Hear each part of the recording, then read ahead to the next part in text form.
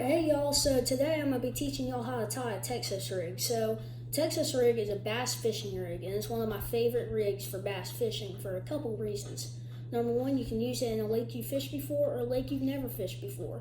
It's a versatile rig. You can use it all seasons, winter, summer, spring, fall, and the bass love it. It imitates crayfish or anything on the bottom of the lake, and you can just use so many soft plastics. Today I'm going to teach y'all how to tie it using this little worm soft plastic. These are great. You can do wacky rigs, or it's a different rig we'll get into, or a Texas rig.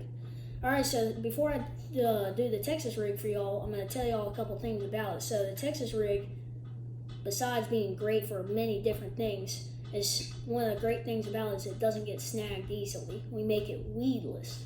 When we make it weedless, it doesn't catch in all the branches and stuff at all. Alright, and it only catches the fish's mouth. But if you set the hook on a branch, it is going to catch it. And we'll go into that later.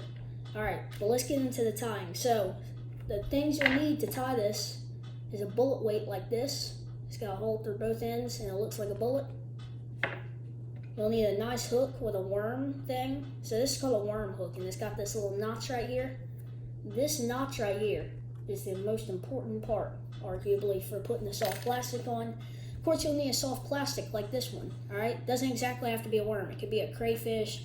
There's so many, that's why I love this rig. There's so many different things you can do. Alright, let's get started though. The first step is to get this bullet weight and thread it onto your line, with this point facing the line that you used to thread it in. And we can slide that over there, because if we keep it over here, it'll get in the way. Alright, so the next step is we're going to take this worm hook and tie an improved clinch knot. Now, an improved clinch knot is really easy if we hook the hook onto there.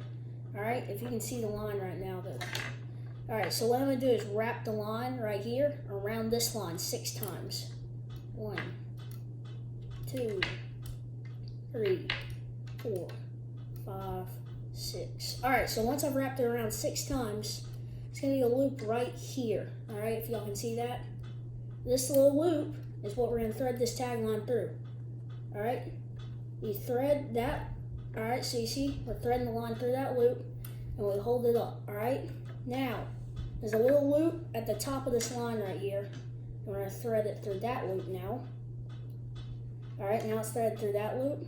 And we're going to pull tight, keeping the tag end and pulling the tag end down. Now we tightened it, alright? So now it's tightened. We're going to take some scissors and snip the tag in, alright? Snip it just a bit more, make that a little cleaner. Alright, great. So now we have this right here. You get our weight back. And you see this is what it's going to look like right now. You got your improved clinch knot, your worm hook, and your bullet weight. In this video I'm using a 1/4 ounce bullet weight, but it really doesn't matter. It just depends on where you're fishing. Alright, so now one of the best parts is where we put our actual soft plastic on. Because, well, we really can't fish without it.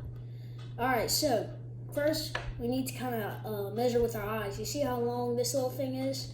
It's about the width of my finger, this little notch here. Alright?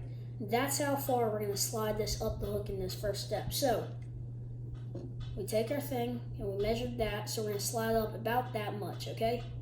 And now we're going to come back through like that. Alright, so it should look like this. You see, we got the notch right there. And now we're going to slide this all the way back up. Alright, so we got it up here now.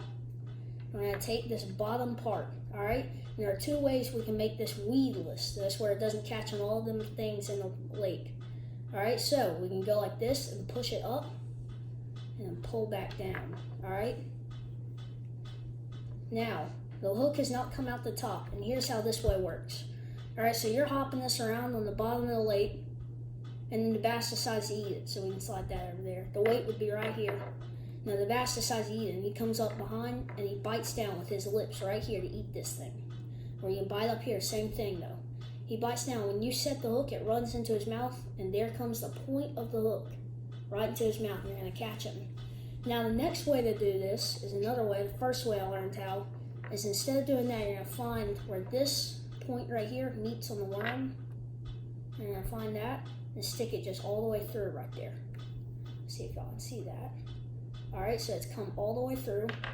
and now it's like this with the top right there. Now right now it's not weedless, it's going to catch on things. What we do, we take this tag in here and we pull and let the hook get right in there. Now what's really cool about this soft plastic that I'm using right now, it's got this little notch on top to help you better see. And now it's embedded in there, it's weedless, just like the other method. Alright, so regardless of what method you use, it's still going to catch fish, alright? And now you can go fish with whatever reel or rod you decide to use, alright? Thanks for watching. Go down in the comment section below and leave a comment, a like, and subscribe so other people can see this video. Thank you for your support, and thank you for watching. See you next time.